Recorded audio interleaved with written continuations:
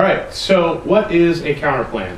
Well, the affirmative gets their plan, the negative gets to offer their counterplan or their counterexample. So the example I was giving earlier, which is, what if the resolution is resolved? We should take a road trip for our vacation. So the affirmative says we're taking a road trip.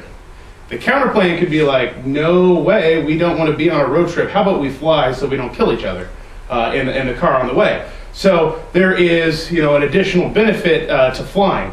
And this is what we need to talk about when we talk about counterplans, and I'll kind of explain it in this term, is there's some basic parts to it. First of all, with a counterplan, there's always a text. Just like there's a text to the plan, you notice in the plan that I gave everybody around, there's that paragraph that isn't evidence, isn't from another source, that is just what are we going to do. Counterplan has the same sort of text. What exactly are we going to do? The other thing is a counterplan can't be topical, or it shouldn't be topical. Some people argue they can be, but for the most part they should be non-topical. And then there has to be some reason that they compete. And what do I mean by that? How do they compete? It means they can't be done at the same time, or there's no reason they should be done at the same time.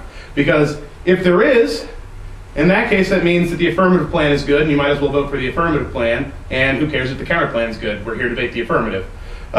So there are two ways you can do that. One is they're just straight up mutually exclusive. You can't drive and fly at the same time, right? You just can't do that, so that's fine.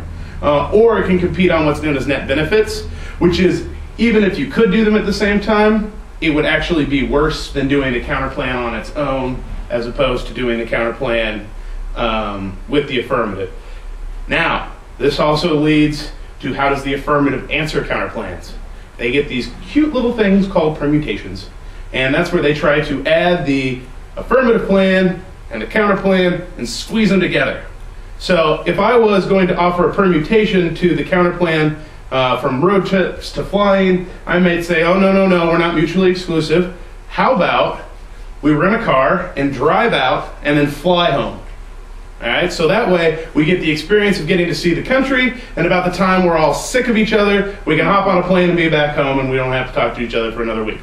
So that would be the permutation, how we could answer that. And some of the counterplans you're going to see on this topic are, I think you'll see the states, because the states are really big into social services. You'll see non-government organizations, nonprofits, that'll do it. Some people will try to legislate through the courts. Typically that's to avoid a politics disadvantage.